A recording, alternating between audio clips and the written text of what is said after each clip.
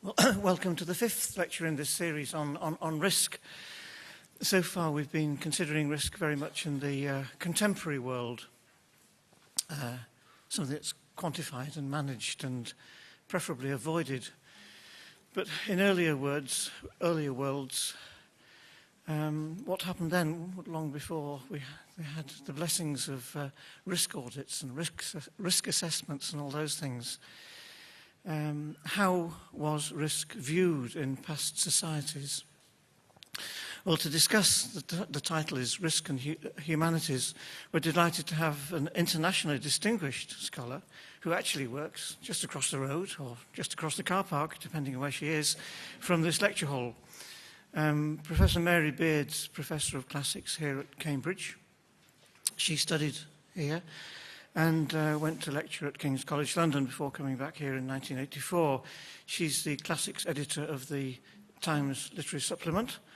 She's written widely on both Greek and Latin subjects, and her most recently splendidly readable book, Pompeii, The Life of a Roman Town, won the very distinguished Wolfson Prize. But Professor Beard is also known as a commentator on current events through the perspectives of the classical world. And almost as impressive, she's acquired a huge audience through her blog site, A Woman for All Seasons. It's a pleasure to introduce Mary Beard.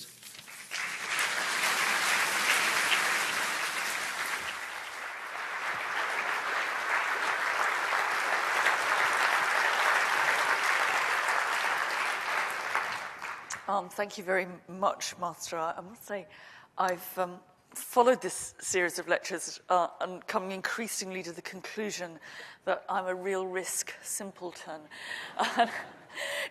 When these guys get up and they have these headlines which says, green tea will cure cancer, we can't believe that, can we? And I'm the kind of person that goes out and buys green tea when they see that kind of headline. So I thought that I'm either the best person to be doing this lecture now, or completely the worst. We'll have to see. Anyway, we're going to start in the Roman world.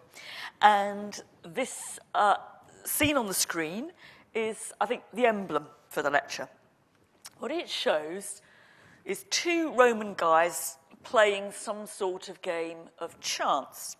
They've got a board between them, and if you could get closer, you'd see it's got counters on them. And the man on the left has just been shaking the dice in a dice shaker, and in a little speech bubble, just there, above his head, he's saying, "I've won." This guy, another speech bubble, says, "No, it's not a 3, it's a 2. Now, this is one of a series of paintings from the walls of a quite upmarket bar in Pompeii, and it was painted sometime in the last 10 years of the city's life, before the eruption of Vesuvius in 79. And it shows the kind of activities you'd expect to find going on in a bar, gaming and gambling amongst them.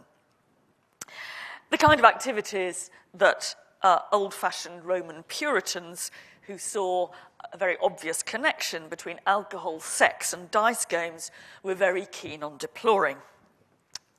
The scene we're looking at is, I think, both familiar to us and quite deeply unfamiliar, which is why I've chosen it as the kind of emblem for this evening. It's familiar to us because we too are used to making that association between sex, violence, seedy drinking dens, and the throw of the dice. In fact, it will come as no surprise to learn that in the next painting, the game is actually turning to blows. Now, the panel here is very badly damaged, but you can see that the two blokes are having a go at each other, and they are trading insults in the speech bubbles above. The insults are pretty incomprehensible, and when they're not incomprehensible, they're absolutely filthy.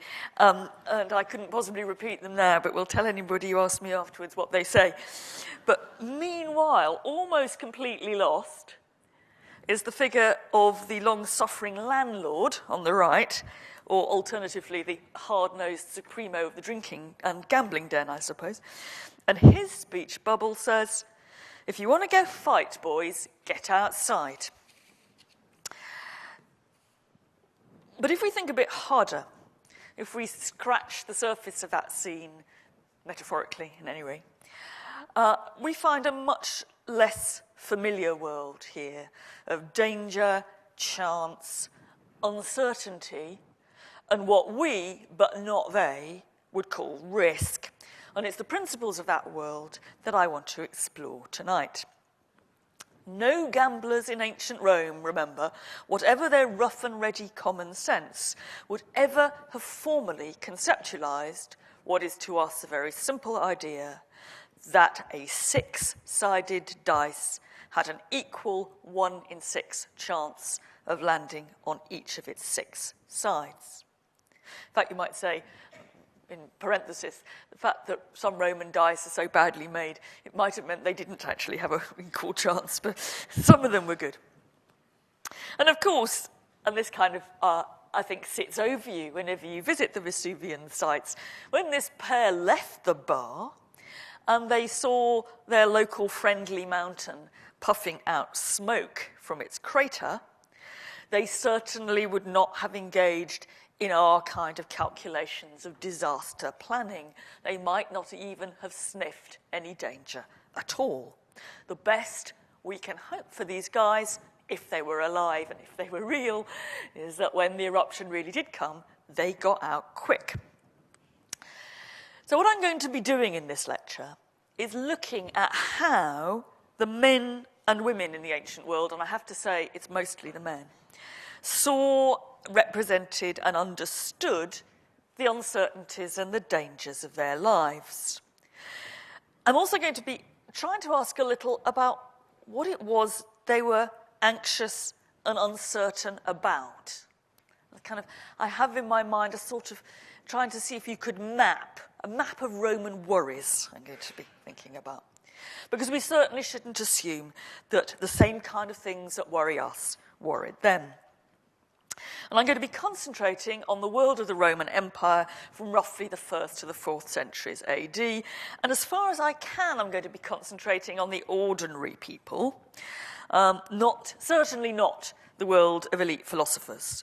Certainly, elite philosophers did puzzle a lot about fate and chance and divine providence, but they aren't my subject, and there's people in the room who know a lot more about them than me. I'm not going to be concentrating on the likes of Plato and Aristotle. I'm trying to see if we can get back to the ancient man or woman, and it's largely man, in the street, and see what their feelings about danger were. Now, this is mainly then, most of what I'm going to be talking about is historical. But it's not only historical. I'm also going to wonder if this ancient model of danger that I'm going to be talking about can still actually say anything to us. When, for example, we reflect on how best to understand risk, say in the world of higher education, or the dangers or uncertainties of research and teaching in the humanities, could it be the case that the ancient model that I'm going to be delineating is actually rather more useful to us than the current risk agenda under which we are now asked to operate? That's the kind of kite I should be flying at the end of the lecture. Anyway, and it's partly in response to many of my colleagues who, when I said in conversation that I was going to go and give this lecture on risk in the humanities, they came back almost to a man and a woman with the instant quip along the lines of, risk of not having a job, eh? Right? Now, I want to try and be a bit more sophisticated than that rather gloomy perspective. And I shall be coming back to that at the end. But let's start by looking a bit more carefully at some of the real central key differences between ancient understanding and, if you like, management of hazard and danger and modern ideas of risk. Now, of course, one of the things that those of you who followed these lectures will know, is that modern definitions of risk themselves differ. And there are all kinds of debates and disagreements about how risk is to be managed or to be measured, even what it's to be called. Should we think of it as uncertainty? Is uncertainty a better word than risk? All the same, the simple fact that this series of Darwin lectures has taken risk as its theme is, I think, a nice illustration of how that idea comes to occupy centre stage in academic, cultural, and media agendas. It's a nice, simply the fact that you can get an audience for a series of lectures on risk. Another nice illustration you have on the screen now. This is a simple schematic graph taken from Google News, plotting the number of uses of the word risk in all the news media from 1840 to 2010 that have been scanned by Uncle and Auntie Google. The takeoff from the 1990s is dramatic. And in case you think, because I'm sure some of you will, in case you think that what you've got here is a classicist being a complete statistical idiot, and that all this actually shows is that news media expanded tremendously in the 1990s, or that Google has concentrated on the later period, let me show you the pattern that you get if you do danger. Now, don't bother too much about the raw numbers in this. The total for danger gets hugely inflated because the same search, or at least the same search if it's done by me, I'm sure there's other ways of doing this, the same search picks up dangerous as well as danger and dangereux in French. So you in some ways inflate the number for this. What I want to highlight is the takeoff in news reporting on risk in our world from the late 80s, perhaps 1990s onwards, compared with the steady state and probably relative decline of reporting on danger. To put it another way, as I kind of said a few minutes ago, it would, I think, be inconceivable that when these lectures started, they would have chosen the subject risk for their theme, or they certainly wouldn't have chosen it if they wanted to get an audience. Turn this off for a minute. Now, schematic as that illustration was, it fits very nicely, in chronological terms, it fits very nicely with Anthony Giddens's definition of our own post-industrial society as what he would call a risk society. What characterises risk society, for Giddens and for others, are a number of key factors that we easily recognise, I think, in ourselves, in our own behaviour, in our world. For example, our belief that relative degrees of hazard can, in theory, be estimated and given an arithmetic value. Now, in practice, we disagree what that arithmetic value should be, and we also tend to disagree about how many of the risks we face can be given a numerical value. But still, we essentially think that there is something about risk which is measurable in many cases. We also believe very strongly that the state and we as individuals have a duty actively to manage risk and hazard, usually in popular parlance by avoiding it. Right? We occasionally take calculated risks. That's quite an interesting word in itself, calculated risk, when we say go potholing or rock climbing. But basically we think that risk is something to be avoided. Despite this sense of active management, we can also feel quite powerless in the face of risk. And this is something else that Giddens stresses. For in an increasingly global world, the causes of hazard seem to be very much increasingly outside our control. Now, the classic case of that would be the disaster of Chernobyl, whose effects we could manage, we could decide not to eat Welsh lamb or whatever, but whose causes were out of our power. It was something like so many modern hazards that sort of happened to us, that we were the passive victims of this risk. Now, I'm going to be suggesting at the end of this talk that universities have also come to see themselves as the passive victims of hazard and danger in a similar way. Now, the ultimate drivers behind modern risk society, why risk society and those assumptions developed when they did, are, as I'm sure you know, intensely debated. But everybody agrees that one necessary, not sufficient, but necessary condition for being able to approach risk in the modern sense is what the philosopher Ian Hacking has termed the emergence of probability, the development of the ability arithmetically to calculate chance. Now, in a wonderful scientific legend, which is just as untrue as it is true, that moment goes back to 1654, when Pascal brilliantly used probabilistic calculations to solve the problem, the key problem, of how to divide up the stake in an unfinished gambling game. It all comes back. The message of this lecture actually is everything comes back to the dice. Now, true legend or not, and it's probably not, the date is roughly correct. Probability theory and the cognitive revolution that it unleashed is a phenomenon of the 17th century and later. So how does this work for Rome? That is kind of our world in an oversimplified nutshell. How does it work for Rome? Well, Rome is quite different. And there you will find none of the key elements of our risk agenda. You can look for them and you won't find them. It's true, of course, how could it not be, that the word probability does itself derive from a Latin adjective probabilis, probabile. But in Latin, that usually means worthy of approval or commendable. When it is used, and it sometimes is, when it is used in a sense more like our own, I mean credible or likely, it is never associated with any precise form of calculation.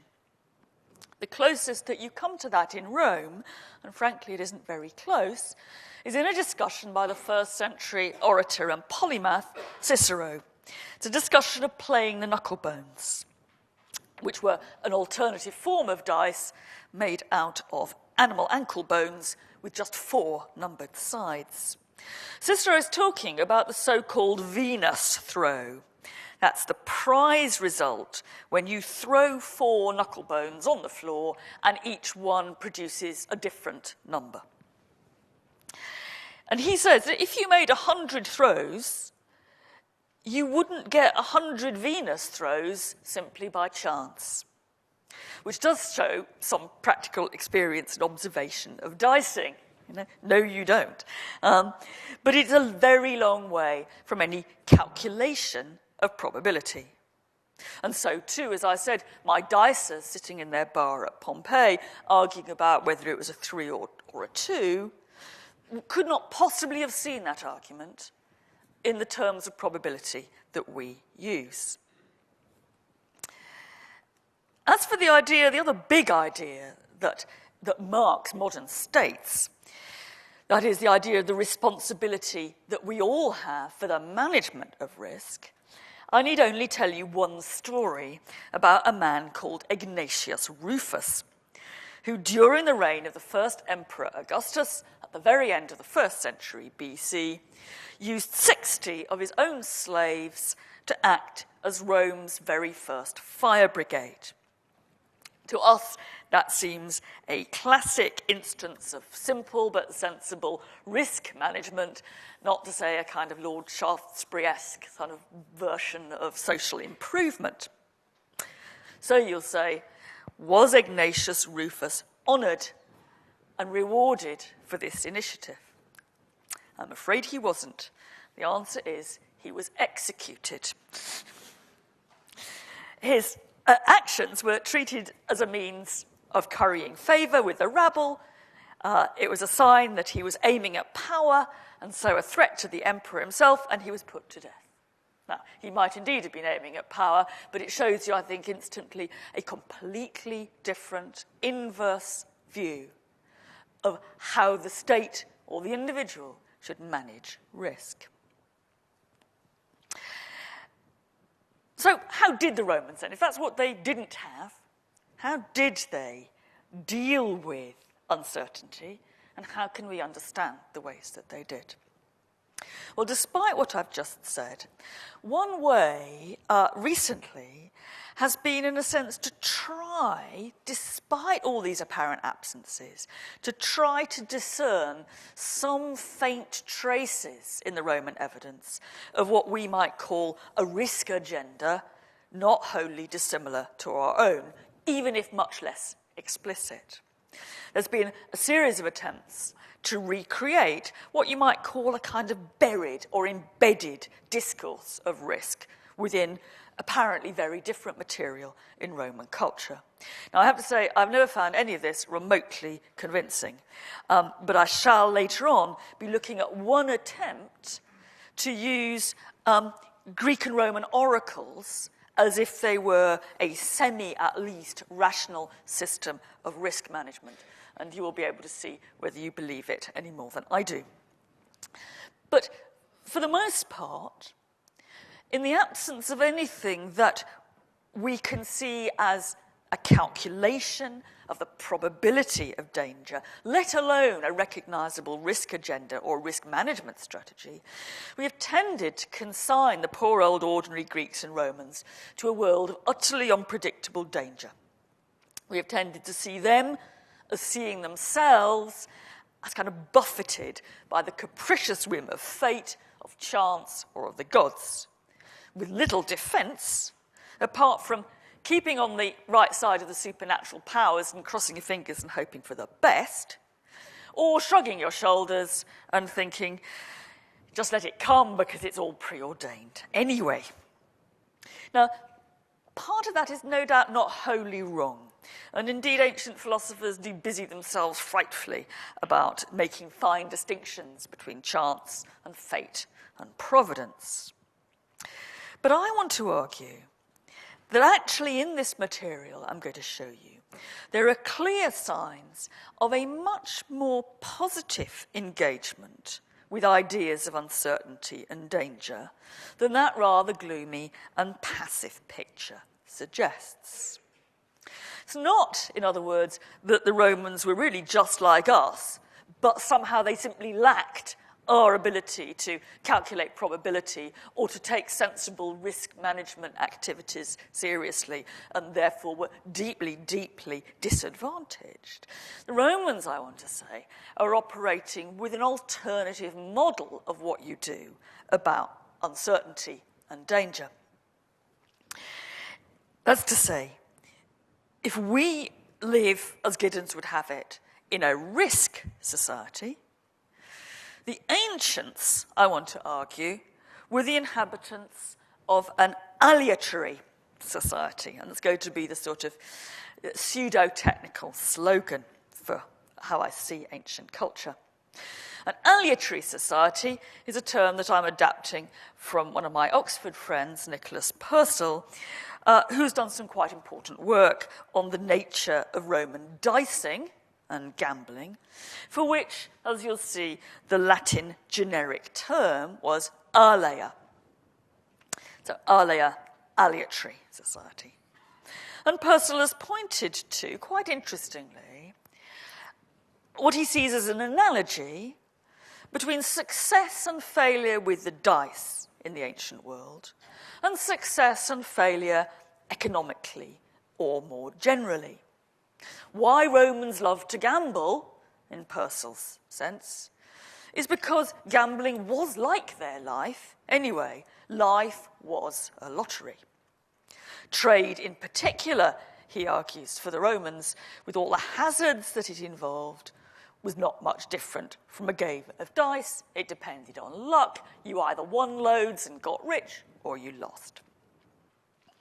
Now, I want to take that, but to push it rather further in a slightly different direction, and to argue that it was not, as Purcell suggests, that there was any particular aspect or aspects of Roman life which were like a game of dice.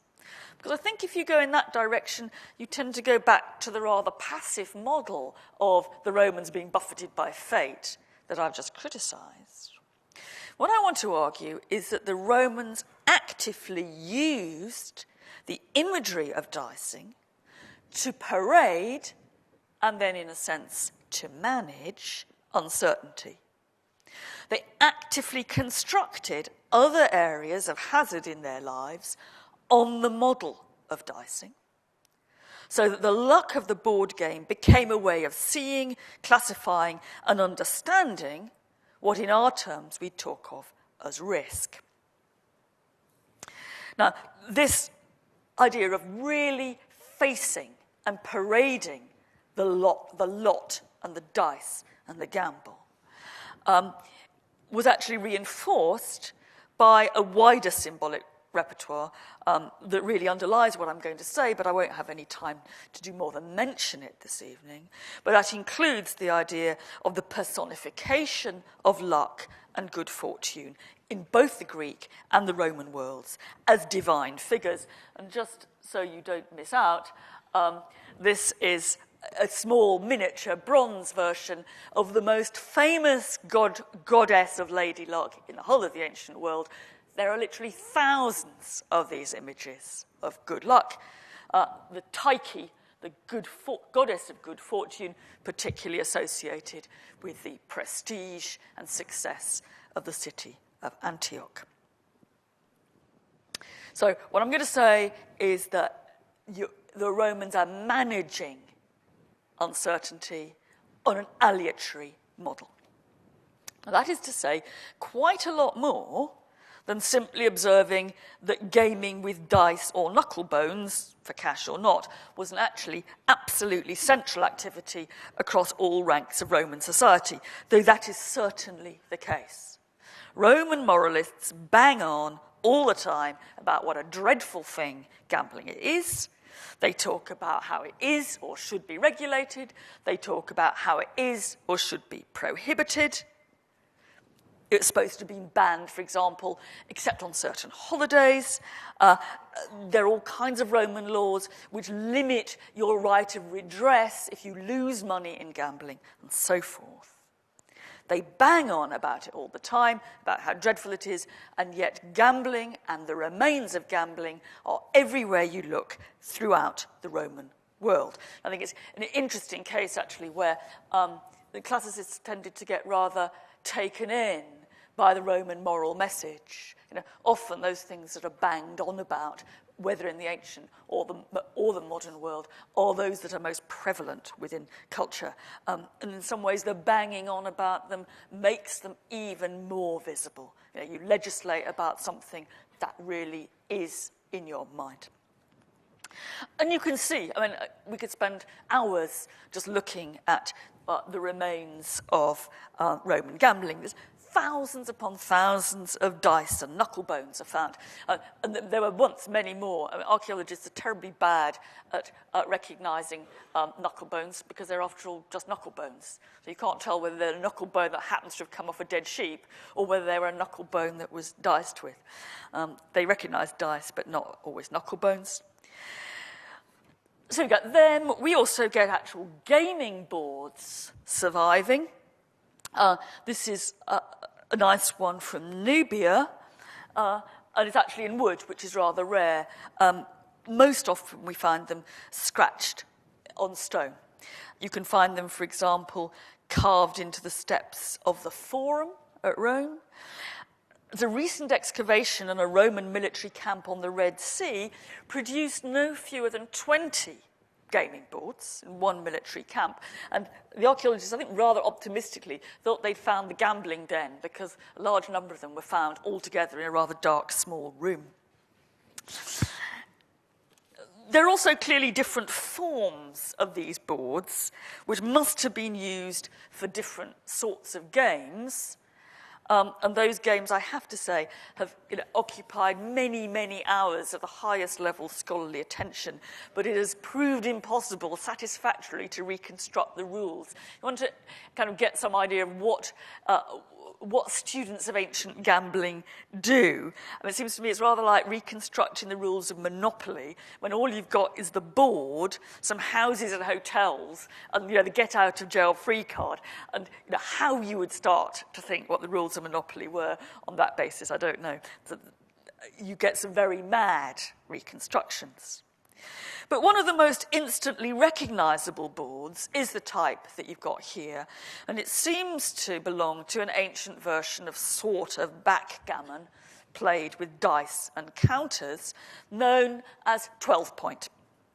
And it has either 2 or, as here, 3 rows of either 6 squares. Sometimes there's the squares. You get 6 on this side, 6 on that side, so you get 12 altogether. In 3 rows. Sometimes those squares, which are here nicely inlaid, are replaced by letters. And sometimes, interestingly, those letters are joined up so that actually the gambling board makes a sentence as well as being a gambling board. And often those sentences have a moral or ethical message, as you see here. So you can see how it goes. You've got reject profit, insane greed turns you mad, which is, of course, a great message for a gambling board. And there, somewhat more militaristically, Parthians have been killed, the Britons slaughtered, play on Romans, right? Interestingly, drawing an analogy, which I shall return to, between military activity and dicing. But what I suppose I'm saying is that it's very interesting to see how dicing and the paraphernalia of the dicing game actually subsumes Roman ethics within it, morality and ethics. And in the end, by the time you get to the 4th or 5th centuries AD, you'll find sort of second-rate philosophers actually turning out these sentences of 6 words, of 6 letters, precisely to make a moral point. So the dicing game and the conventions of dicing start to frame what ethics is. So you get all the stuff, you get what you people diced with, and thousands of representations of people playing dice. Here's another image from another bar in Pompeii. Here is a nice little street scene from a mosaic in Antioch. And you've got street scene, and the houses are named at the top. And you can probably just see that outside this house, what are the guys doing? They're sitting down, and they're gaming. You find images like that on calendars. Here's a version of the month of December from a late Roman calendar. And predictably enough, because it's the ceremony of the Saturnalia, where everybody has a good old gamble, here is a dice shaker and 2 dice on the table beside December. You find them on cheap pottery lamps, and of course you find them on tombstones. Standing, these images of dicing and gaming, standing, I think, not only for life's pleasures, but also for life and death's lottery. There are even literary descriptions of tombstones that just have dice on them. All they've got on the tombstone is dice. Now, I can't resist showing, this one. Now, I have to say, this is a very, very sad object, but I did want to say that even in the depths of Roman Britain, you find some version of gaming and gambling coming up just the same way on Roman memorials. Now, this is a very, very seedy tombstone from Brough in Humber, but it's now in the Fitzwilliam Museum, which is why I put it on. And actually, you probably won't be able to see, but there's some funny crosses here on the top of it, which mimic exactly the form of one particular sort of gaming board. So it looks like just nasty sort of Romano-British scratching. But this probably, too, is also showing you a gaming board. Let's get rid of that. But as I was suggesting, the cultural importance of dicing in Rome runs even deeper than that. And it provides a way of really, I think, modelling the hazards of trade, politics, and war. Even it provides a model for constructing national identity. When the Roman historian Tacitus is writing his ethnography of the Germans, one thing he insists on is that they dice differently from the Romans. But think for a moment of politics. Most of you, I'm sure, are already familiar with what Julius Caesar is supposed to have said when he declared war on his political enemies at Rome and marched into Italy with his army across the boundary of the river called the River Rubicon. He's supposed to have said, "Alea iacta est," the die is cast. It's become one of the most famous Latin quotes ever, even though I have to tell you, Caesar probably said it in Greek, but, the Latin won. Now, in our own cultural repertoire, it's become a slogan for the point of no return. It's as if Caesar was saying, civil war is now inevitable. There's no going back. That's how we use the phrase, the die is cast. And that indeed may have been part of it when Caesar was invading. But I don't think in ancient terms it's actually what Caesar primarily had in mind. By choosing the metaphor of the dice, Caesar was parading the uncertainty, the hazard, the danger of the political and military outcomes of what he was about to embark on. He was not saying everything's fated and it's inevitable. He's saying this is jolly dangerous and we don't know what's going to happen. He was right. And actually, as I hinted a bit ago, if you're looking for another link between this kind of military activity and games of chance, one nice way of finding it is in the shapes given to dice shakers, which very often are done in the shape of military towers from military forts. So in a sense, you're seeing the outcome of war as, in my sense, aleatory. It's no surprise then, perhaps, that dicing and gaming was an important element in the image of the emperors who followed Julius Caesar. Old Claudius of Claudius fame was said to be an absolute gambling obsessive. He even wrote a book about dicing, which sadly doesn't survive. If it did survive, we'd know the rules, I imagine. And in a nasty, very nasty Roman satire written shortly after the death of old Claudius, he was envisaged languishing in the underworld, one of his punishments there being to have to shake a dice in a dice box which didn't have a bottom to it. For eternity, right? He does get rescued, actually. But dicing was also the Roman emperor's power in controlling even the games of chance was mediated and discussed. In general, though, as this powerful and repeated insistence, almost everywhere you look, in the Roman world, this repeated insistence on dicing and its symbolism illustrates. Rome was a culture that crucially looked danger in the eye. It did not attempt to avert or calculate danger, but rather, in a sense, to assert and celebrate the uncertainties, chances, and dangers of human existence. And that's what I meant by referring to it as an aleatory society. And it's a very, very different way of imaging danger from our own, but it's not simply the passivity we sometimes assume the Romans were locked into. Romans were not simply the dupes of the playthings of fate. They managed danger by repeatedly reminding themselves that they were always facing it head on. It's looking danger in the eye. It's a standoff. But there's more to it even than that. For in fact, the throw of the dice could be used not only to expose uncertainty, but also to resolve it. I'm thinking here of what is known as dice oracles.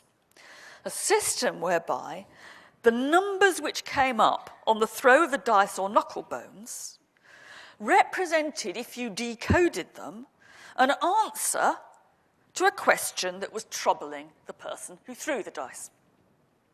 Now, what you need to remember here is that most ancient oracles are not like we imagine them. Our standard image of an ancient oracle comes almost entirely from the Delphic oracle and a few others like it. And here we find ancient kings and statesmen coming to consult the god Apollo, and so the stories go, leaving with a riddling or ambiguous reply. In other words, the stock-in-trade of the oracular god here was to meet uncertainty with an almost equal uncertain response. So the most famous example, I guess, is King Croesus of Lydia going to Delphi in the 6th century BC to find out if he should go to war with King Cyrus of Persia. The oracle said that if he did, he would destroy a great empire. Encouraged, he went to war, and you can see what the answer is. He did end up destroying a great empire. The trouble was, it was his own great empire that he destroyed. The Delphic oracle had rather carefully hedged its bets, I think. Okay, that's the popular image. The fact is, most oracles in the ancient world, and by oracles I'm using that term to refer to anything right down to street fortune tellers. The vast majority of oracles gave people who consulted them a pretty clear steer about what they should do, even if not absolutely straight answers. Some of those answers were, like Delphi, authenticated by the voice of the god, but I don't think we need to go a bundle on how many gods there were involved in all this. There was also magic, arcane foreign law, and simply the aleatory power of the dice having a role.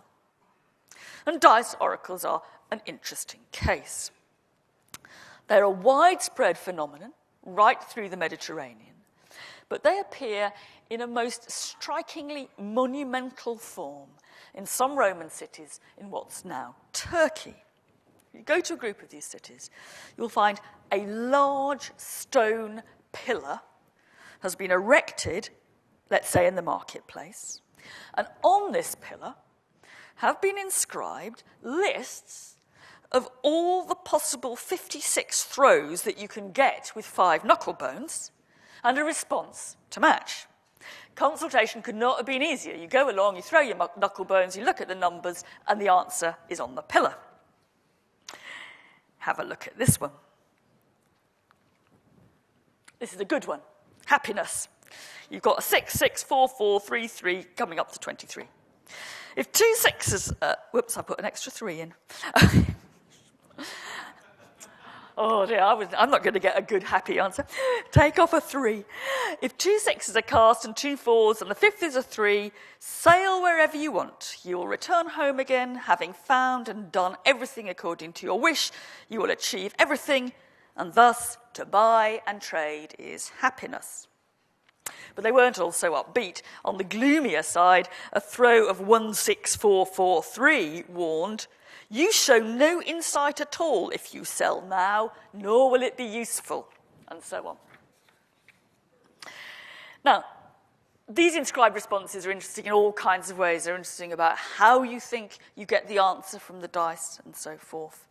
But they're also interesting, of course, because they give us, and this is what I was heralding at the beginning, they give us some access to what these men in the marketplace who used these oracles 2,000 years ago felt anxious or uncertain about.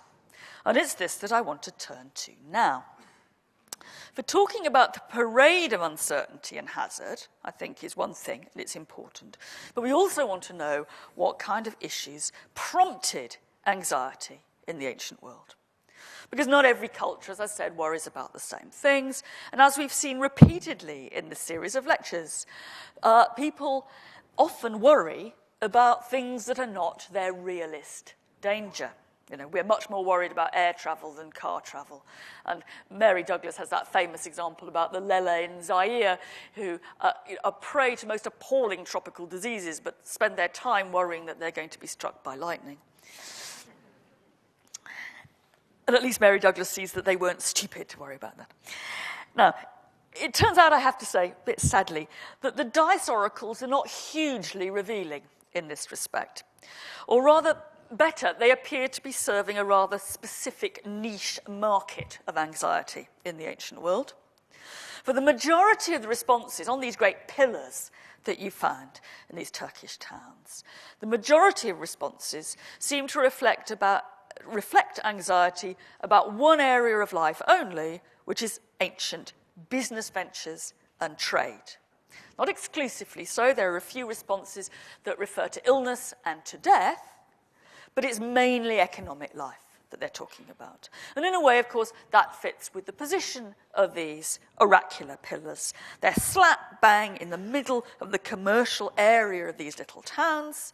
They're ready for the local business merchants to consult, and they're simultaneously, in my terms, parading the uncertainties and chance of ancient commerce, and also offering some sort of resolution to those uncertainties.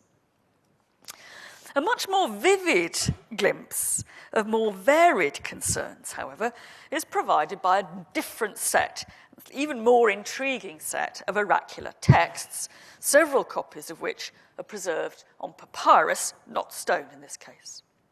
Now, in the introduction on the papyrus to these texts, these books of oracles are said to have been handed down from the mathematician Pythagoras through the Egyptian magician Astrampsychus, hence their title, the Oracles of Astrampsychus. They're even said to have been the favourite oracular device of Alexander the Great. They claim to be Alexander the Great's secret decision-making weapon in conquering the world. He took the Oracles of Astrampsychus with him, and they told him what to do. Now, in fact, all that is a mad, spurious, exoticizing advert for the book, which certainly wasn't around in the age of Alexander the Great. It's probably a 2nd century AD commercial handbook for fortune tellers. Now, the system here is a bit more complicated, oracle, and it doesn't appear to be a do-it-yourself method like the dice oracle was.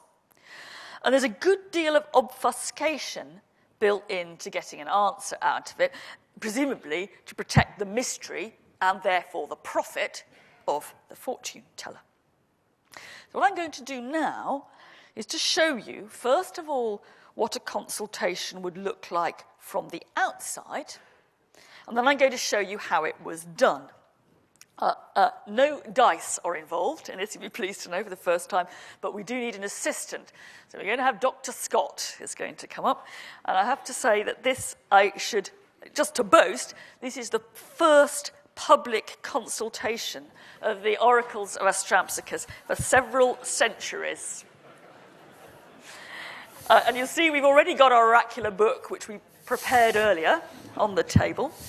And Dr. Scott, you have to imagine, is a worried Roman.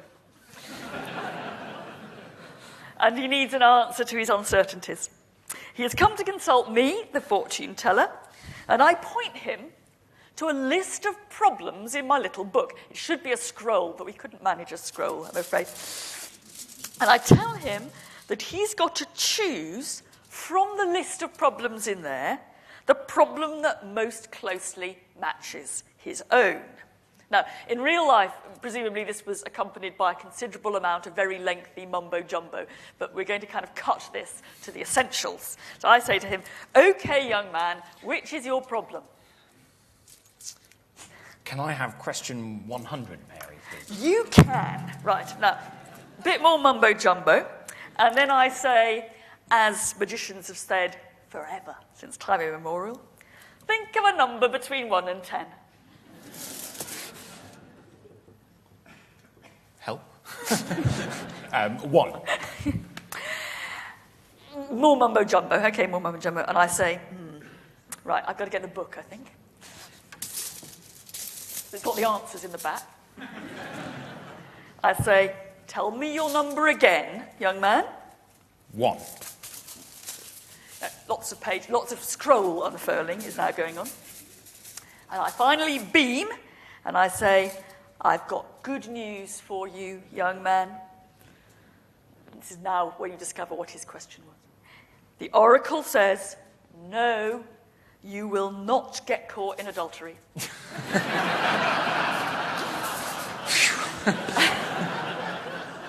And off he goes, beaming and happy. Now, Dr. Scott had asked me to make absolutely clear that this was an entirely fictional consultation, and that any resemblance to people living or dead is completely fortuitous, except John Terry, we thought, actually. The consultation, however, might not have turned out so well. If he'd chosen 6, the oracle's answer would have been, "You won't be caught as an adulterer for some time yet." 2 would have produced, "Yes, you'll be caught in adultery soon." And 7 would have brought a nasty surprise. "You're not an adulterer, but your wife's in love with somebody else." Okay, so how is it done? Well, as we saw, the consultation starts from a list of 92 numbered questions, running confusingly from number 12 to number 103. Don't ask me why. Will I get caught in adultery? Will I inherit? And I'll come back to the questions in a bit. Anyway, our inquirer chooses number 100 from the list. Oops. And you can see that's just the section that was around where he picked his question from. Will I get caught in adultery soon? He then thinks of his number between 1 and 10, and the fortune teller adds that number to the number of the question. So in Michael's case, he'd picked question 100, he chose number 1, that equaled 101. Fortune teller then goes to another list, or a so-called table of correspondences, which converts that total, 101, into a different number again, 32. But we still haven't got the answer, because that new number directs you to one of a whole series of numbered groups of 10 answers, or decades, and within the decade, the number he first thought of, in Michael's case 1, identifies the answer that applies to him. Number 32, decade 1, you won't be caught in adultery. Right. It's quite simple, but if it seems a bit baffling, that's the point. Right. For our concerns this evening, though, there are 2 important features of this. First, each question has got 10 possible answers. Right? I won't explain to you exactly why that must be, but I can tell you there are 10 possible answers for each question. And this takes us straight back to issues of the calculation of probability, or the absence of the calculation of probability in antiquity that I discussed briefly at the start of this lecture. Now, in a book published last year, the Cambridge classicist Jerry Toner thought he could discern some pretty accurate probabilistic, or perhaps better, actuarial statistics buried in this rubbish. He looked, for example, at the 10 possible answers to the question, will I rear the baby? 3 answers suggested that the baby would survive. 3 suggested that it would survive with difficulty. 2 suggested that it would die. And 1 that it would not be reared, which is the ancient euphemism for being killed. Oh, and 1 that it would thrive. Yes, an extra one. Now, Toner pointed out that division of outcomes for this baby was actually not far from what we know of the demographic probabilities of an infant's survival in the Roman world, in which it's estimated, just as the Oracle has it, that 3 out of 10 wouldn't make it through the first year. And he went so far on the basis of this to suggest that the popularity of this oracular system was precisely because it reflected what we would call the real risks of the situation. Now, if that were true, it would be extremely significant and would undermine quite a lot of what we think we know about the modern history of probability. But it probably isn't true. And it's no coincidence, I think, here that Toner's a very interesting classicist because he also has a career as a financier.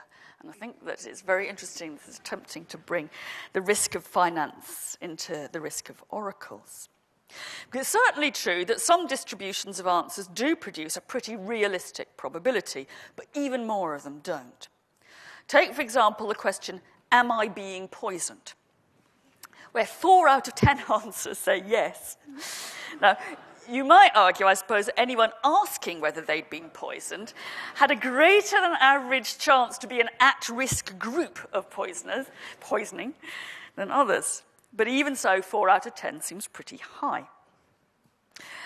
More interesting, though, as Toner himself would, I think, agree, more interesting is the range of uncertainties that these 92 questions reveal, where we see both an overlap with our own anxieties and a world of worry that is significantly different from our own.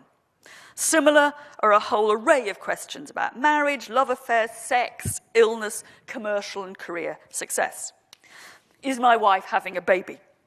That's a question, incidentally, which gets a 10 out of 10 yes response, which I think pretty well puts paid to the actuarial line or suggests an extraordinary degree of fecundity amongst the questioners. Will I get the girl I want? 7 yeses, 3 nos. At least one of the yeses says, when you've got her, you'll decide you don't want her. And one later Christian version of the text has, will I become a bishop? Which has got a 5 out of 5, 5 versus 5. Again, it's just an upmarket group of consultants. More striking, though, are the range of worries that don't match our own. I've already mentioned, have I been poisoned? It's also clear there must have been slaves among the questioners, because will I be sold is one question, which gives a nice little glimpse into the uncertainties of slave life. But for me, the real surprise is the range of questions that refer to Roman law. Am I safe from prosecution? Will I be informed against? Will I argue my case? Now, we, both scholars and elite Romans, are used to thinking of the Roman legal system as a great safeguard against danger, a protection for the citizen. In our terms, I suppose Roman law is a risk management device. That's not how it appears in the Oracles of Astrampsychus, where it is a menace, a threat, and its processes themselves are what is feared. It's a pattern of assumptions, I think, that fits with something that I'd never noticed before until I came to work on this lecture, that some of the technical vocabulary of Roman law actually overlaps with the technical vocabulary of gambling. So, for example, the Latin word for the deposit you put down at the start of a case is the same as a word for a bet, sponsio. So to put it another way, we're back here with that story of Ignatius Rufus and his fire brigade, and to a Roman world where, in some respects at least, what we think of as the mechanisms of risk aversion are seen as dangers themselves. So to finish, does this world of the Romans, does it have anything to say to us? Does it speak to us? Does it speak to us when we think of our lives within the university? And more precisely, given the title of my talk, does it speak to us when we think of risk in the humanities? I want finally to suggest in a slightly devious way that it does. And this gets personal, but I think I'm speaking to things that many of you will relate to. Anyone who's worked in our university system for the last, I wrote 20 years to start with, and I realised it was 30 years. Anyone who's worked in the university system for so long can hardly have failed to notice how the risk agenda has encroached on an awful lot of what we do. If someone had told me when I started teaching 30 years ago that I would end up filling out a risk assessment form in order to take a group of 10 young adult students on a sedate trip to the British Museum, I would have thought they were joking. But this is what I do now with only the very slightest degree of irritation. I get more irritated when I find they're going clubbing all night and they don't have to do a risk assessment form for going clubbing. But some of what we do is more than irritating. And it's hard, I think, not to be worried by what we might call the Chernobyl effect in higher education's attitude to risk. The idea somehow that risk comes upon you and you are free of responsibility for that risk. In preparing for this evening, I spent some truly horrible hours going through online risk assessments of, for the most part, American universities. Among the risks you regularly find on their list is quality of academic staff, which is, for a start, laughable, but implies a truly irresponsible view of university teachers and researchers on the part of the administration, as if they were a risk to be managed, not a group of people to be cherished, supported, and enhanced. And as if it was not the duty of the university actively to ensure the high quality of its staff. We see much the same thing, and I have to say, I'm afraid, closer to home in our own changing ideas and obsession with student plagiarism, which is also increasingly seen not as cheating, for which I am responsible, but an appalling academic catastrophic ill that might happen to me. Now, if you want a nasty read, go to the General Board's guidelines on plagiarism, but I'm not going to quote them. An even worse illustration of how we think about plagiarism is the University of East Anglia's anti-plagiarism quiz entitled, "Are You at Risk of Plagiarism?" Now, I have to say naively, when I came across this, I thought this means, am I at risk of being plagiarized? You know, how would I know if somebody had copied me? But actually, what it means is, are you at risk of plagiarizing? There are 13 questions aimed to get across such key facts as plagiarism can happen accidentally, and you might not always know you've done it. And the fear of plagiarism should not mean that you don't talk to your friends about your work. It all makes plagiarism seem like a nasty illness that you might have contracted without knowing it, but one that shouldn't prevent normal human contact. But, you know, it's about to say, don't share a toothbrush, you know. In fact, as one of my colleagues pointed out to me, plagiarism actually sounds like an illness, if you say it, whereas cheating doesn't. But finally, absolutely finally, and closest to my heart, is the increasingly risk-averse agenda that we find in humanities research, whether at doctoral level or in senior research projects.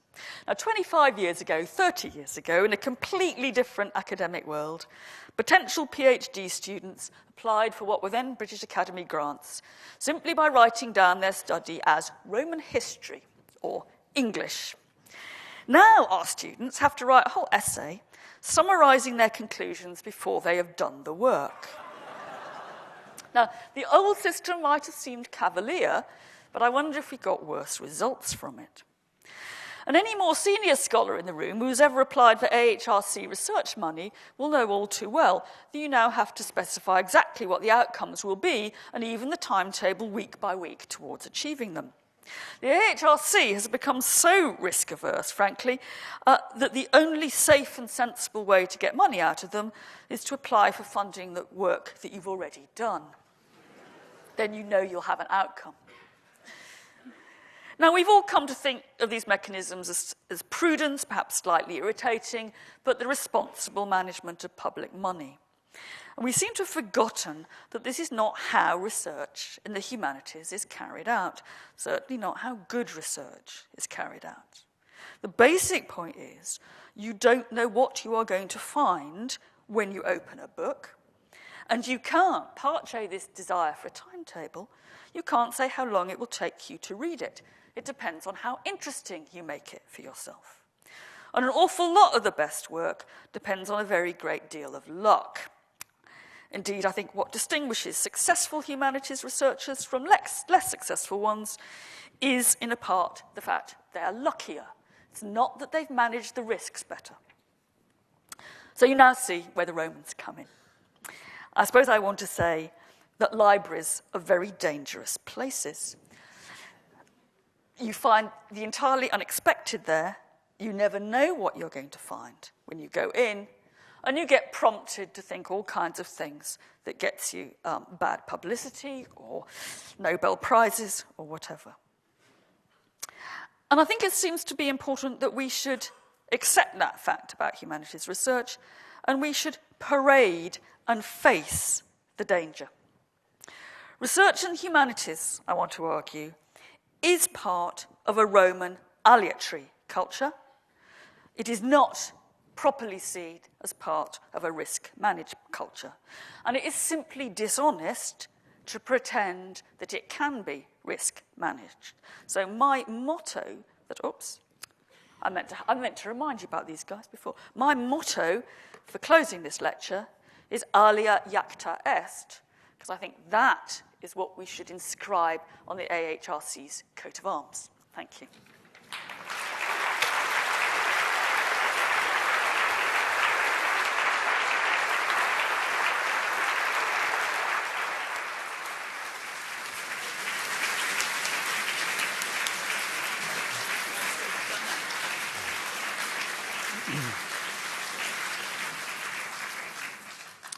Well, to begin at the ending, as another academic, I firmly uphold the view that if research isn't risky, it isn't worth doing. But this is clearly a diminishing view of the world. I'm sure that all those who've acted as health and safety officers for buildings will approve of Ignatius Rufus as our patron, how to become extremely unpopular by doing good. And I did notice while Michael was doing the consultation with the Oracle, a number of my colleagues taking notes in economics and in law. So it may be that you've introduced a new aspect of our syllabus this evening. One of the things I found so fascinating about the 5 lectures we've had so far is how often a discussion of risk, from whatever angle, quite quickly comes round to notions of free will and agency and human control. And one of the things I think that Professor Beard has got across so clearly is in the way that the sense of people under extreme uncertainty to see events as random rather than probabilistic. And what a wonderful insight this beautiful, I think, lecture has given us into the way which people coped with the brutal realism of a much harsher world. Thank you very much indeed.